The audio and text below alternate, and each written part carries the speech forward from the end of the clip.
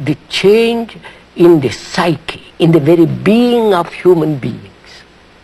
That is, in the very structure and nature of his thought. A change at the root. At the root.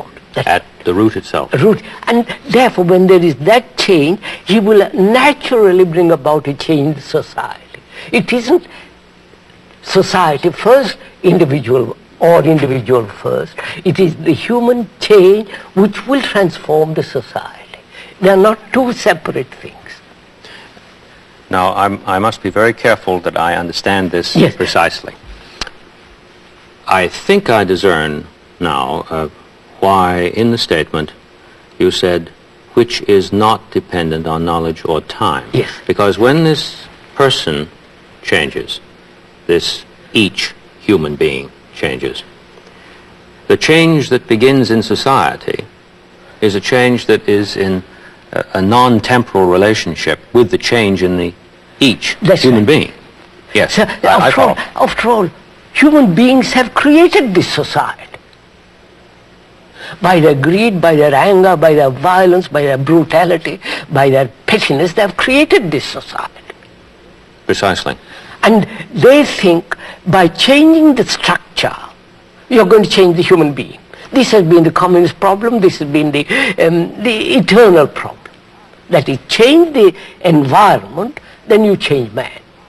They have tried that in 10 different ways, and they haven't done it, succeeded in changing man. On the contrary, man conquers the environment, the structure. So, if we are clear that the outer is the inner is the outer, that there is not the division, the society and the individual, the collective and the separate human being, but human being is the whole. He is the society, he is the separate human individual, he is the factor which brings about this chaos. Mm-hmm. Mm-hmm. Yes, I'm following that very closely. He is the world and the world is him. Yes. Therefore, if he changes, the whole thing everything changes. If he doesn't change, nothing changes. That's right. I think this is very important because we don't realize, I think, this basic factor that we are the world and the world is us. That the world isn't something separate from me and me separate from the world. You're born in a culture, Christian or Hindu or whatever culture you're born in, you are the result of that culture. Mm-hmm. Mm-hmm. And that culture has produced this world. The materialistic world of the West, if one can call it, which is spreading all over the world, mm-hmm. destroying their own culture, their own traditions. Everything is being swept aside in the wake of the Western culture. Mm-hmm. And this culture has produced this human being. And the human being has created this culture. Exactly. I mean, he has created the painting, the marvelous cathedrals, the marvelous technological things going to the moon and so on, so on. So human beings have produced it. It's the human beings that have created the Russian society in which we live. It's the immoral society in which we live, which human beings have created it. Oh yes, there's no way to doubt that. And therefore, the world is you, you are the world. There is no other thing. If we accept that, if we see that, not intellectually, but feel it in your heart, in your mind, in your blood that you are that, then the question, is it possible for a human being to transform himself inwardly and therefore outwardly? I'm very concerned to see this as clearly as I can in terms of two texts that come to my mind, which we could say, possess an inner meaning.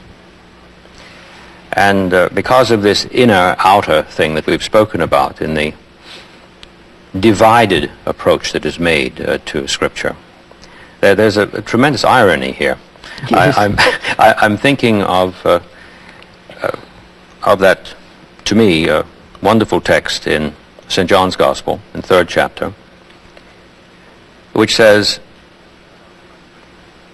and I'll try to translate this as the Greek has it, the one who is doing the truth is coming to the light.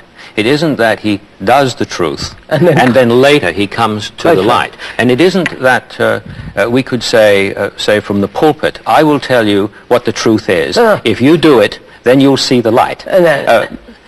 Because we're back again to what you mentioned earlier, the non-temporal relationship between the action, which itself is the transformation, yes, correct, and the marvelous vista of understanding, which is not an if-then thing, but is truly concurrent. And the other one that I thought of that I was hoping you might agree in is saying the same thing, so that I understand it well in terms of what you've said, is, and again I'll try to translate it as literally as I can. God is love, and the one abiding in love is abiding in God, and God is abiding in him. correct, correct. I put the ing on all those words because of the character of the language itself. It doesn't read too, one wouldn't want to translate that for pulpit reading, perhaps, but that's the real sense of it. And this inging along gives the feeling that there's an activity here. Oh, that is not bound by it temporal isn't a static state. It isn't something you intellectually accept it and leave it like that. Then it's death. There is nothing in it. Yes.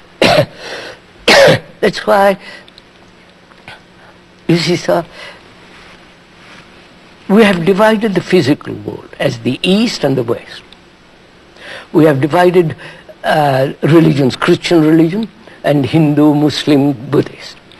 And we have divided the world into nationalities. The capitalists, the socialists, the communists, and the other people. So we have divided the world, and we have divided ourselves as Christians, non-Christians. Yes. We have divided ourselves into fragments, opposing each other. So where there is a division, there is conflict. Precisely. I think that's a basic law. Where there's a division, there's conflict, but in terms of that word knowledge, it appears that people believe to start with that division is there. Yeah, and they operate on that radical belief, isn't that right? That's why I'm saying it's so important to understand from the beginning in our talk, in our dialogue, that the world is not different from me and I am the world. It may sound rather simple, very simplified, simplistic, but it has got very deep fundamental meaning if you realize what it means. Not intellectually, but inwardly, the understanding of it. Therefore, there is no division. Moment I say to myself, and I realize that I am the world, and the world is me, I am not a Christian nor a Hindu nor a Buddhist, nothing. I am a human being. I was just thinking when you were saying that how certain kinds of philosophical analysis would approach that, and in terms of the spirit of what you've said, this really is almost a cosmic joke, because on the one hand, as you said, it might sound simplistic. Some would say it is. Therefore, we don't have to pay attention to it. Others would say, well, it's probably so much in want of clarity, even though it's profound, that it's some kind of mysticism out I here. know, and we're back and forth with the division again as soon as it happens. That's right. Yes, I do follow you. So, if that is clear,